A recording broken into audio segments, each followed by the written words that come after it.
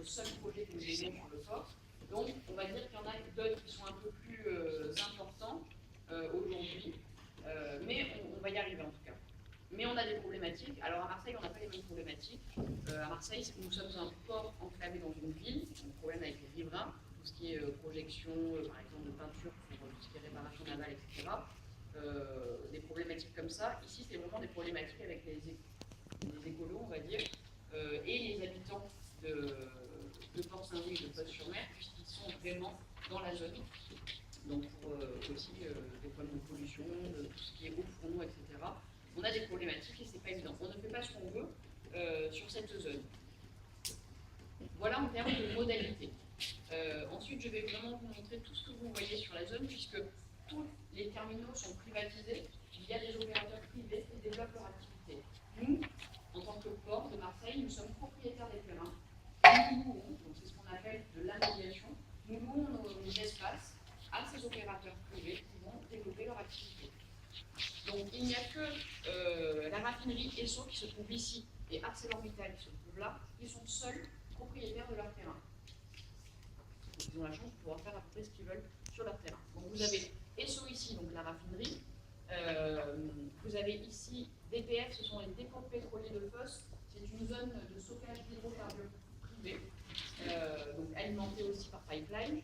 Là, je vous ai montré donc, les 5 postes à clé du terminal pétrolier, qui est géré par notre filiale Fucel. Donc on est majoritaire à 66%. Le terminal méthanier, donc je vous ai dit avec 3 cubes, ça marche tellement bien, création d'un 3e terminal, et également de 3 autres cubes supplémentaires. Donc ça c'est le projet CART-MAX qui devrait normalement qui devrait voir le jour, on va dire en 2016-2018. C'est les derniers chiffres que nous ayons. La société SPSE, donc connectée au pipeline, au réseau. Ensuite, vous avez ici donc ArcelorMittal, vous connaissez tous, hein, numéro 1 mondial de la sidérurgie, qui est le premier client du port en termes de tonnage, c'est-à-dire qu'il a fait l'année dernière plus de 10 millions de tonnes à lui seul. Donc lui aussi, on essaie de le shooter un maximum. Il représente à lui seul plus de 10% de la zone. Donc la zone des 10 000 hectares, vous imaginez, lui seul, c'est 10%. Ils sont plus de 2500 personnes à travailler quotidiennement dans cette usine. Alors, sans vous détailler, parce que je ne suis pas assez technique, je travaille pas chez Arcelor, mais ils ont 2 hauts fourneaux qui marchent normalement en continu, une coquerie, un laminoir à chaud, avec 2 quais, un quai de déchargement de matières premières, qui sont représentés par ces petits-là, donc minerai de fer et charbon, et vous avez un quai de chargement de matières premières, de produits finis, donc tout ce qui est rames, une feuille d'acier, ou des bobines d'acier essentiellement destinées au marché automobile. C'est à peu près entre 350 et 400 bateaux qui arrivent par an. C'est énorme. Donc vous voyez juste en face le terminal minéralier géré par la société Carphos. Donc c'est de manière stratégique, hein, les industriels ne s'implantent pas sur la zone n'importe comment. Vous voyez que Arcelor et le terminal minéralier sont juste en face. Donc s'ils ont besoin d'un supplément de matière, ils pourront se retourner vers Saint-Gobain et s'échanger les produits. Ensuite, vous avez, donc là je vous l'ai dit, le terminal, le futur terminal méthanier. En face, au fond, vous avez la société Chem1. Chem1, anciennement Arkema, qui est spécialisée dans tout ce qui est chlorochimie, produits chimiques, tout ce qui font les produits ménagers, tout ce que vous trouvez dans les supermarchés, dans tous les emballages ménagers. Eux, ils se servent en fait de l'extraction du sel. Pourquoi ils se sont informés là, puisqu'ils sont proches des marais salants qui sont juste derrière. Ils vont extraire du sel pour produire du chlore, du PVC, donc du plastique.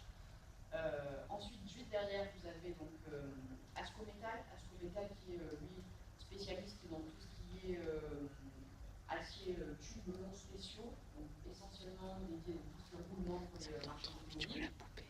En face, avec le cheminée rouge, c'est la société Eiffage. Vous connaissez tous le tablier du fond de Millau. Voilà, c'est d'ici que sort ce pont-là. Donc tout ce qui est grosse structure métallique, les volumes c'est de là. Ensuite, à côté, vous avez la société Lionel Basel, tout ce qui est spécialisé dans tout ce qui est pétrochimie, produits additifs Bon, tout ça on le verra, je suis rapide parce qu'on va le voir sur le terrain. Ici, hop, c'est l'incinérateur Évray, incinérateur qui a fait beaucoup parler de lui, puisque quand il a été implanté sur la zone, il ne devait traiter les déchets que de Marseille. Donc vous imaginez comme les villes qui étaient sur place étaient contentes que Marseille arrive avec des tonnes de déchets, et eux par contre devaient faire plus de 20 ou 30 km pour aller à leur incinérateur. Donc il y a eu des arrêts, il y a eu des grèves, etc. Ça a mis du temps à se mettre en place. Aujourd'hui, plus de soucis, puisque cet incinérateur traite les déchets de plus de 18 villes. Donc, plus de soucis. Ensuite, vous avez le terminal Gravelot, donc qui est ici, le terminal conteneur, avec la création en 2011 de la partie grise qui est fosse de Dixelles. Fosse de Dixelles, donc vous le verrez, parce qu'on va se rendre sur le terrain, c'est